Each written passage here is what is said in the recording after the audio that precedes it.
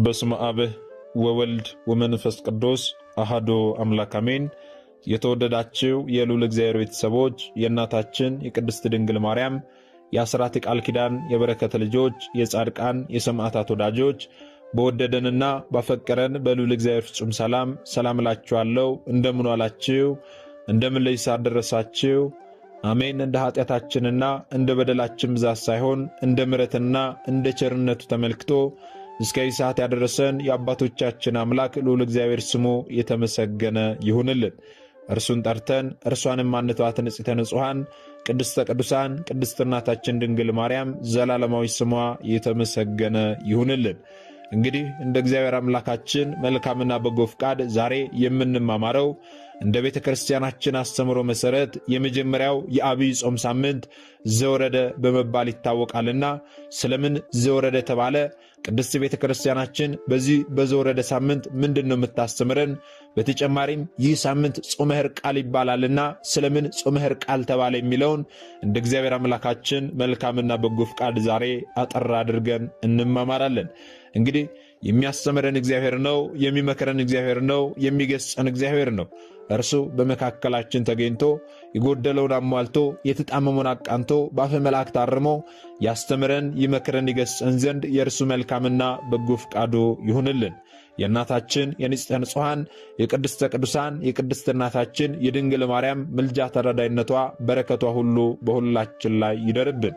እንግዲህ ወደ ዛሬው ትምህርታችን ስንገባ ታዲያ ሐዋርያዊት የሆነችው ኦርቶዶክሳዊት ተዋሕዶ ቤተ ክርስቲያናችን በቀኖናዋ የታወቁ 7 የአዋጅ አጽዋማት አሏት። እነዚህን 7 የአዋጅ አጽዋማት ማንኛውም ክርስቲያን ሊጾማቸው ይገባል ብላ የደነገገችልን ማለት ነው። ከነዚህ ከ7ቱ የአዋጅ አጽዋማት መካከል አንዱ ታላቁ የአብይ ጾም ነው። ይህንንም ደግሞ መድኃኒታችን ኢየሱስ ክርስቶስ የማዳን ሥራው መጀመሪያ በማድረግ እነሆ ከቆመ ሳይቀመጥ ከዘረጋ ሳያጥፍ አንዳች እህልና ውሃ ሳይቀምስ የጾመው ታላቅ ጾም ነው። ሥርዓተ ጾሙ የተመሠረተው ወልደ አብ ወልደ ማርያም በሆነው በመድኃኒታችን በኢየሱስ ክርስቶስ ስለሆነና ጥንተ ጠላታችን የሆነው ዲያብሎስን ጌታችን መድኃኒታችን ኢየሱስ ክርስቶስ ድል የነሳበት ጾም በመሆኑ ይህ ጾም ታላቅ ጾም ተሰኝቷል ማለት ነው። ወይም ደግሞ አብይ ጾም ተሰኝቷል ማለት ነው። ታዲያ ጌታችን መድኃኒታችን ኢየሱስ ክርስቶስ ስለምንድነው የጾመው ስንል አርያ ሊሆነን ነው። ጌታችን መድኃኔ ዓለም ክርስቶስ በመዋዕለ ሥጋዌው ሳለ ወይም ደግሞ በዚች ምድር ላይ ሲመላለስ እያንዳንዲቷ ያደረጋቸው ተግባራት ሁሉ ለእኛ አርያ ሊሆነን ነው፣ ሊያስተምረን ነው እንጂ እርሱማ ጾሞ የሚጠቀመው ነገር ኖሮ አይደለም። ነገር ግን እርሱ ጾሞ እኛን ጾሙ ብሎ ሥርዓተ ጾምን መሠረተልን። ስንጾም ሰይጣን ዲያብሎስን ድል እንደምናደርግ ድል እንደምንነሳ ሲያስተምረን ጌታችን መድኃኒታችን ኢየሱስ ክርስቶስ ጾሟል ማለት ነው። ቀዳማዊው አዳም የፈጣሪውን የእግዚአብሔርን የጾም ትእዛዝ በማፍረሱ ምክንያት ገነትን ከመሰለ ቦታ እግዚአብሔርን ከመሰለ ጌታ ጋር ተቆራረጠ፣ ተለያየ። አትብላ የተባለውን ነገር በመብላቱ የጾም ትእዛዝን በማፍረሱ ምክንያት ገነትን ከመሰለ ቦታ እግዚአብሔርን ከመሰለ ቅዱስ አምላክ ጋር ተለያየ ማለት ነው። ስለዚህ በጾም ምክንያት የፈጣሪውን ሕግ አፍርሶ የጠፋውን ቀዳማዊውን አዳም ለማዳንና ወደ ቀደመ ክብሩ ለመመለስ ሲል የሰውን ልጅ ለመፈለግ የመጣው ዳግማዊው አዳም መድኃኒታችን ኢየሱስ ክርስቶስ የመጀመሪያ ሥራውን የጀመረው በጾም ነበረ። የማቴዎስ ወንጌል ምዕራፍ 4 ቁጥር 1 እስከ 11 ስትመለከቱ እንደምታገኙት ማለት ነው። ዳግማዊው አዳም መድኃኒታችን ኢየሱስ ክርስቶስ ኃጢአት የሌለበት ንጹሕ ባሕሪ የሆነ ፍጥረታትን በቃሉ የፈጠረ ሁሉ በእጁ የሆነ ድንቅ መካር ኃያል አምላክ ሲሆን ምንም እንደሌለው ተራበ። ይህም ለእኛ ምሳሌ የሆነን ዘንድ ነው። የነቢያት አምላክ ነውና ኦሪትንና ነቢያትን ሊፈጽም እንደ ነቢያቱ 40 ቀንና 40 ሌሊት በገዳም አደረ፣ በዲያብሎስ ተፈተነ። ይህም ለእኛ ምሳሌ የሆነን ዘንድ ነው። በዲያብሎስ ፈተና ይመጣብናል፣ ፈተና እንፈተናለን። ነገር ግን ፈተናዎችን ሁሉ ድል የምናደርገው ስንጾም ስንጸልይ እንደሆነ ሊያስረዳን ጌታችን መድኃኒታችን ኢየሱስ ክርስቶስ በገዳም አደረ። በገዳመ ቆሮንጦስ 40 ቀንና 40 ሌሊት ጾመ ጸለየ። ስንጾም ስንጸልይ ሰይጣን ዲያብሎስ መግቢያ ያጣል ወገኖቼ። ሰይጣን ዲያብሎስ ይጨነቃል። ቅዱሳን አባቶቻችን አገልግሎታቸውን ከመጀመራቸው በፊት ቀድሚያ ይጾሙ ነበረ። ሐዋርያትም ቢሆኑ መንፈሳዊ አገልግሎት ከመጀመራቸው በፊት በጾም ነበረ ፈጣሪያቸውን የሚጠይቁት። ፈጣሪያቸውም ደግሞ የለመኑትንና የሚሹትን ሁሉ ይሰጣቸው ነበረ። ጾማቸውን ጸሎታቸውን ተቀብሎ ማለት ነው። ታዲያ ይህ ታላቁ የአብይ ጾም የተለያዩ ስያሜዎች አሉት። የመጀመሪያው አብይ ጾም ይባላል። ስለምን አብይ ጾም ተባለ ስንል በመጀመሪያ አብይ ማለት ታላቅ ማለት ነው። ለምን ታላቅ ጾም ወይም አብይ ጾም ተባለ ስንል ጌታችን መድኃኒታችን ኢየሱስ ክርስቶስ ከተጠመቀ በኋላ የጾመው የ40 ቀን ጾም በመሆኑ ራሱ ባለቤቱ ጌታችን መድኃኒታችን ኢየሱስ ክርስቶስ የጾመው ጾም በመሆኑ ታላቅ ጾም ተብሏል ማለት ነው። ሁለተኛው ደግሞ ሁዳዴ ጾም ይባላል። ሁዳድ ማለት ሰፊ የመንግስት እርሻ ወይም ደግሞ ማንኛውም የህዝብ ብዛት ያለበት ሥራ ሁሉ ሁዳዴ የሚባል ሲሆን የሁዳዴ ጾም የተባለውም በጾም ቀናት 55 ቀናት ስለሚጾምና ጾሙንም ጌታችን መድኃኒታችን ኢየሱስ ክርስቶስ ስለ ጾሞ ነው። ሌላው በዓተ ጾም ይባላል። ይህ ማለት የጾም መግቢያ መባቻ ወይም ደግሞ ጾሙ የሚሰፍርበት በዓት ማለት ነው። ጾመ አርባም ይባላል። ጌታችን መድኃኒታችን ኢየሱስ ክርስቶስ የጾመው የ40 ቀን ጾም ስለሆነ ነው። የማቴዎስ ወንጌል ምዕራፍ 4 ቁጥር 1 ላይ ስትመለከቱ እንደምታገኙት ጾመ ኢየሱስም ይባላል። ይህም ደግሞ ራሱ ኢየሱስ ክርስቶስ ጾሞ ጾሙ ብሎ ስላዘዘን ጾመ ኢየሱስም ተብሎ ይጠራል ማለት ነው። ልብ በሉ ወገኖቼ። ታዲያ እዚህ ጋር አንድ ልናስተውል የሚገባ ነገር አለ። አንዳንድ ሰዎች የሚጠይቁት ጥያቄ አለ። ጌታችን የጾመው 40 ቀንና 40 ሌሊት ነው። ታዲያኛ ስለምንድን ነው 55 ቀን የምንጾመው ብለው የሚጠይቁ ሰዎች አሉ። ለዚህ ጥያቄያቸው ምላሹ ምንድነው ካለን ጾሙ 8 ሳምንታት ያሉት ሲሆን 55 ቀን ነው የሚጾመው። ለምን 55 ሆነ? 15 ቀናት ከየት መጡ ስንል በውስጡ 8 ቅዳሜዎችና 7 እሁዶች ይገኛሉ። እነዚህ በድምሩ 15 ቀናት ይሆናሉ። እነዚህ 15 ቀናት ደግሞ ከጥሉላት እንጂ ከእህልና ከውሃ ስለማይጾሙ የጾም ወራት 40 ቀን ብቻ ይሆናል ማለት ነው። ልብ በሉ። ግልጽ እንዲሆንላችሁ ከጥሉላት ምግብ ስንል ብዙ ሰዎች ጥሉላት ምንድን ናቸው ብለው ግራ የሚገባቸው ስላሉ ከጥሉላት ምግብ ነው የምንጾመው ስንል ስጋ፣ ቅቤ፣ ወተት ከመሳሰሉት እንቆጠባለን እንጾማለን እንጂ ምንም አይነት እህል ውሃ ሳንቀምስ እስከ 9 ሰዓት ስለማንጾማቸው እነዚህን ቅዳሜና እሁድን እነዚህ 15 ቀናት ከመሃል ሲወጡ የጾም ወራት 40 ቀን ብቻ ይሆናል ማለት ነው። ስለዚህ የተጨመሩት 15ቱ ቀናት ቅዳሜና እሁድ ናቸው። ይህንን በደንብ ልታውቅ ያስፈልጋል ማለት ነው። ታዲያ ይህ ታላቁ የአብይ ጾም 8 ሳምንታት አሉት ብለናል። እነዚህ 8 ሳምንታት ምን ምንድን ናቸው ስንል የመጀመሪያው ዘወረደ፣ ሁለተኛው ቅድስት፣ ሶስተኛው ምኩራብ፣ አራተኛው መጻጉዕ፣ አምስተኛው ደብረ ዘይት፣ ስድስተኛው ገብርኄር፣ ሰባተኛው ኒቆዲሞስ፣ ስምንተኛው ደግሞ ሆሳዕና ናቸው። እነዚህ 8 ሳምንታት አሉ። በእነዚህ በ8ቱም ሳምንታት ደግሞ ቅድስት ቤተ ክርስቲያናችን የራሷ የሆነ አስተምሮች አሏት። ዘወረደ ሲባል በዘወረደ ሳምንት የምታስተምረን አስተምሮ አለ። ቅድስት ስትል በቅድስት የምታስተምረን አስተምሮ አላት። ስለዚህ የመጀመሪያው የአብይ ጾምን ሳምንት ቅድስት ቤተ ክርስቲያናችን ለምን ዘወረደ ብላ ሰየመች? ዘወረደ ማለትስ ምን ማለት ነው የሚለውን ደግሞ አሁን አጠር አድርገን እንመለከታለን ማለት ነው። እንደ ቤተ ክርስቲያናችን አስተምሮ መሰረት የመጀመሪያው የአብይ ጾም ሳምንት ዘወረደ በመባል ይታወቃል፣ ይጠራል ማለት ነው። ዘወረደ ማለት ምን ማለት ነው ስንል ዘወረደ ማለት የወረደ ማለት ነው። ከላይ ከሰማይ የመጣ የወረደ ማለት ነው። ይህ የጾም ሳምንት ትልቅ ምስጢር የያዘ ነው።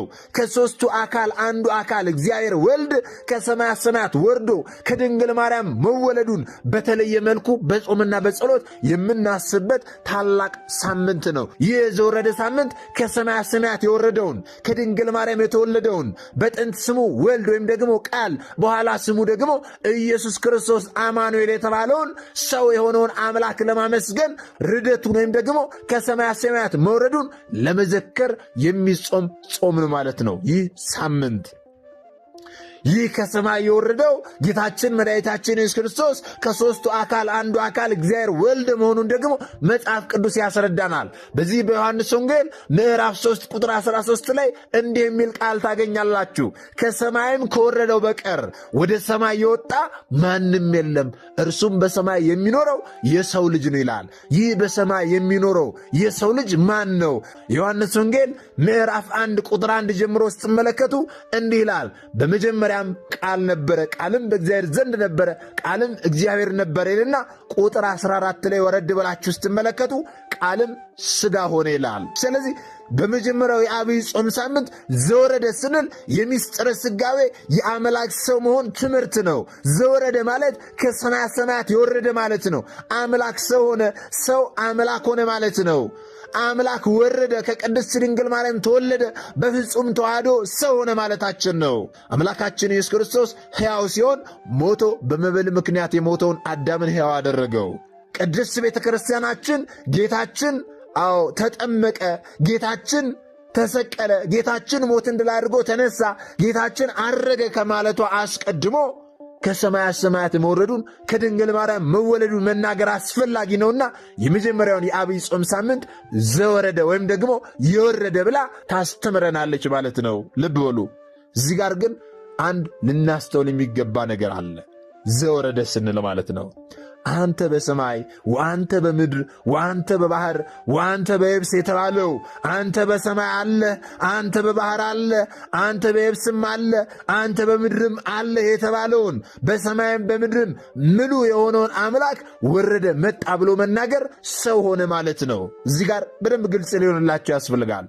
ሰው ሆኖ መገለጡን ለማስረዳት ነው እንጂ መውረድ መውጣት የሚባሉ ቃላት በሁሉ ቦታ ምሉ ለሆነው መለኮት አይስማሙትም። ቃላቱ ሰውኛ አነጋገርን የሚያመላክቱ ናቸውና ማለት ነው። መተርጉማን አበው ሲናገሩ ዘወረደ ማለት ሰው ሆነ ማለት ነው ብለው ይተረጉሙታል። አምላካችን ሰው ከሆነ በኋላ መጣ፣ ሰው ከሆነ በኋላ ሄደ፣ ሰው ከሆነ በኋላ ወረደ፣ ሰው ከሆነ በኋላ አረገ የሚሉ ቃላት ይስማሙታል። ምላቱን ሳይለቅ በሰው አካል ተወስኖ ስለታየ ማለት ነው። ስለዚህ ወረደ እግዚአብሔር ሰው ሆኖ መገለጡን፣ አረገ ደግሞ የሰውነቱን ሥራ መፈጸሙን ያሳያል። አረገ ስንልም ቀድሞ በሰማይ የለም ለማለት አይደለም። አምላካችን ኢየሱስ ክርስቶስ በመለኮቱ በዓለሙ ሁሉ ምሉ ነውና ማለት ነው። ቅድስት ቤተ ክርስቲያናችን በሊቁ በቅዱስ ያሬድ አማካኝነት የመጀመሪያውን የአብይ ጾም ሳምንት ዘወረደ ብላ ሰይማ፣ በዚህ በዘወረደ ሳምንት ደግሞ ጌታችን መድኃኒታችን ኢየሱስ ክርስቶስ የወደቀውን የሰውን ልጅ ለማንሳት ከሰማያት ሰማያት መውረዱን ከድንግል ማርያም መወለዱን በደንብ በስፋት ታስተምረናለች ማለት ነው በዚህ ሳምንት። ታዲያ ዘወረደ ስለምን እንደተባለ በጥቂቱ ከተመለከትን ዘንዳ ደግሞ ይህ ሳምንት ጾመ ሕርቃልም ተብሎ ይጠራል። ታሪኩ እንዲህ ነው። በ614 ዓመተ ምህረት ኪሪዮስ የተባለ የፋርስ ንጉሥ ኢየሩሳሌምን በመውረር ጥቃት አደረሰ። በዚያ ጥቃት በሚያደርስበት ወቅት ላይ ታዲያ በኢየሩሳሌም ንግሥት እሌኒ በሠራችው ቤተ መቅደስ ውስጥ ሲገባ ንግሥቷ በክብር ያስቀመጠችው የከበረው የጌታችን የመድኃኒታችን የኢየሱስ ክርስቶስ መስቀል እንደ ፀሐይ ሲያበራ አገኘው።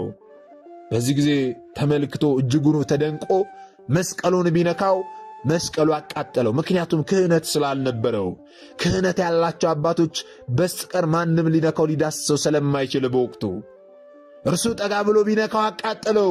ከዚያም ታዲያ በዚያ የነበሩ ዲያቆናትን መስቀሉን አሸክሞ ሌላውን ንዋያተ ቅዱሳት ዘርፎ 60 ሺህ የሚደርሱትን አቁስሎ ገድሎ 3 ሺህ የሚሆኑትን ደግሞ ማርኮ ከተማዋንም አቃጥሎ ወደ ፋርስ ባቢሎን ይመለሳል ማለት ነው። ታዲያ በዚያን ጊዜ ብዙ ሰዎች በየዋሻው በየጉራንጉሩ ተሸሽገው ተደብቀው ከዚህ ከጦርነቱ ያመለጡ ነበረ። እነዚያ ከጦርነቱ ያመለጡ በየዋሻው በየጉራንጉሩ ገብተው ተሸሽገው የነበሩ በአንድነት ተሰብስበው ከ14 ዓመት በኋላ በ628 ዓመተ ምህረት ጩኸታቸውንና የደረሰባቸውን መከራ የደረሰባቸውን ግፍ፣ ጓደኞቻቸው እንደተማረኩ፣ ቤተሰቦቻቸው እንደተማረኩ፣ የጌታችንን መስቀል እንደተማረከ፣ ንዋያተ ቅዱሳትም እንደተዘረፉ ለሮሙ ንጉሥ ለንጉሥ ሕርቃል ሄደው ሮሯቸውን የደረሰባቸውን ይነግሩታል። እርሱም ታዲያ ሐዋርያት ሰውን የገደለ ዕድሜውን በሙሉ ይጹም ይላሉ፣ ይህንን ሕግ እንዴት አደርገዋለሁ ብሎ ጠየቃቸው። እኛ ያንተን ዕድሜ ፈንታ ያንተን ጾም እኛ ተከፋፍለን እንጾማለን ብለው አንዳንድ ሳምንት ደርሷቸው ጾሙን በሚገባ ጾመውታል። እነርሱ ጾሙን ጾሙ። ንጉሡ ሕርቃል ደግሞ የጌታችንን የመድኃኒታችንን የኢየሱስ ክርስቶስን መስቀልና የተማረኩ ክርስቲያኖችን ለመመለስ ሕርቃል ጦር መዞ በኪሪዮስ ላይ ተነሳበት። ድል ለሕርቃል ሆነና አሸነፈ። ነገር ግን መስቀሉ ያለበትን ቦታ ማግኘት አልቻለም። ምክንያቱም ያ ኪሪዮስ የተባለ የፋርስ ንጉሥ መስቀሉን ዲያቆናቱን አሸክሞ ወደ ፋርስ ከወሰደ በኋላ ቆፍሮ እንዲቀብሩ ካደረጋቸው በኋላ ዲያቆናቱን በዚያው ገድሏቸዋል። ቦታውን ማንም እንዳያውቅ አድርጓል። ስለዚህ ከማረከ በኋላ ድል ካደረገ በኋላ ንጉሡ ሕርቃል የጌታችንን መስቀል ግን ሊያገኝ አልቻለም። እነዚያን ዲያቆናት ሲያስገድል መስቀሉን ሲያስቀብር ግን አንዲት ከኢየሩሳሌም የተማረከች ብላቴና በመስኮቶና ተመልክታው ነበር፣ አይታው ነበር። ስለዚህ አሁን ንጉሡ ሕርቃል ድል አድርጎ መስቀሉን ሲፈልግ ሳለ ማግኘት ተስኖት ሲቸገር ሳለ መስቀሉ ሲቀበርና ዲያቆናቱ ሲገደሉ በመስቀሉና ያየችው ያቺ ከኢየሩሳሌም የተማረከች ብላቴና መስቀሉ ያለበትን ቦታ አሳይታው መስቀሉን ከተቀበረበት ጉድጓድ አውጥቶ በልብሰ መንግሥቱ ጠቅልሎ ወደ ቁስጥንጥንያ ተመለሰ። የተማረኩት በሙሉ ነፃ ወጡ። ታዲያኛም ዛሬ ይህንን ለማሰብ ለማስታወስ፣ በተጨማሪም ደግሞ በኃጢአት ላይ ድል እንድናገኝ መንፈሳዊ ጦር በውስጣችን እንዲበዛልን መስቀልህ ከምርኮ እንደተመለሰ እኛንም ከኃጢአት ምርኮ መልሰን ለሕርቃል ድል መንሳትንና በጠላቶቹ ላይ ኃይልን እንደሰጠኸው ለእኛም በኃጢአት ላይ ድል የመንሳት መንፈሳዊ ኃይልን ስጠን ስንል ይህንን ጾም እንጾመዋለን ማለት ነው። በጌታ ጾም ላይ እንድጾም የሆነበት ምክንያትስ ምንድነው ስንል ጾሙ የጌታ ጾም በሚጾምበት ወቅት ላይ ስለተጾመ ነው። ለዚህ ነው ቤተ ክርስቲያናችን አብራ የደነገገችልን አንድ ላይ እንዲጾም ያደረገችው ማለት ነው። እዚህ ላይ ልናስተውል የሚገባው ነገር በዚያን ጊዜ ለሕርቃል ሕዝቡ ሱባኤ ይዞለታል። ዛሬም እኛ ለቤተ ክርስቲያናችን ሱባኤ በማሰብ እግዚአብሔር አምላክ ለሕርቃል የሰጠውን በጠላቶቹ ላይ ድል መንሳት ለእኛም እንዲሰጠን የምንጠይቅበት ስለሆነ የመጀመሪያውን ሳምንት በሕርቃል ስም ሰይበን ጾሙን እንጾማለን ማለት ነው። የእኛ ጠላት የጨለማ ገዢ የሆነው ዲያብሎስ ነውና እርሱን ደግሞ በጾም እንደምናሸንፈው ጌታችን መድኃኒታችን ኢየሱስ ክርስቶስ አስተምሮናልና ጾመን ጸለየን ሰይጣን ዲያብሎስን ድል እንድናድርግ እሱ አምላካችን መድኃኒታችን ኢየሱስ ክርስቶስ ሁላችንንም ይርዳን። ታዲያ እኛ የተማርነውን ደግሞ ላልተማሩት ወንድሞቻችን ልናስተምር ልናሳውቅ ያስፈልጋል። ምክንያቱም እኛ የተማርነውን አስተምረን ቢሆን እኛ ያውቅነውን አሳውቀን ቢሆን ኖሮ ማንም ሀብተ ወልድና ስመ ክርስትና ሰጥታ ማኅተብ ባንገቱ ላይ ካሰረችበት ከቅድስት ቤተ ክርስቲያን ወጥቶ ወደ ሌሎች ሃይማኖት ተቋማት ባልሄደ ባልገባ ነበረ። ነገር ግን እኛ የተማርነውን ስለማናስተምር ያውቅነውን ስለማናሳውቅ ብዙ እህቶቻችንና ወንድሞቻችን እየሳቱ ነው ያሉትና የሳቱትንም ለመመለስ ያሉትንም ለማጽናት አሁን ላይ የተማርነውን ወደፊትም የምንማረውን የቤተ ክርስቲያናችንን አስተምሮ ልናስተምር ያስፈልጋል ማለት ነው። ይህንን እንድናድርግ ደግሞ አምላካችን መድኃኒታችን ኢየሱስ ክርስቶስ ሁላችንንም ይርዳን። ምናልባት ደግሞ ዛሬ ገና ወደዚህ መንፈሳዊ ቻናል የመጣችሁ ሰዎች ካላችሁ ከዚህ በፊት የተማማርነውም ከዚህ በኋላ የምንማማረውም መንፈሳዊ አስተምሮች ወደ እናንተ እንዲደርሱ ከፈለጋችሁ ሰብስክራይብ አድርጋችሁ የደወል ምልክቱን መጫን ይኖርባችኋል። ምክንያቱም ይህ ቴክኖሎጂ ያመጣው ስርዓት ነው፣ እኔ ያልኩት አይደለም። ይህንን ካደረጋችሁ ዕለት ዕለት ከዚህ የሚለቀቁ አስተምሮች ወደ እናንተ ይደርሳሉ። ይህንን ካላደረጋችሁ ደግሞ ዛሬ እንዳጋጣሚ ይህንን አስተምሮ ሰምታችሁ ሊሆን ይችላል፣ በቀጣይ ከዚህ የሚለቀቁ አስተምሮች ወደ እናንተ አይደርሱም ማለት ነው። ስለዚህ ወደ እናንተ እንዲደርሱ ከፈለጋችሁ ሰብስክራይብ አድርጋችሁ የደወል ምልክቱን መጫን ይኖርባችኋል ማለት ነው። ወስብሐት ለእግዚአብሔር ወለወላዲቱ ድንግል ወለመስቀሉ ክቡር። ይቆየን።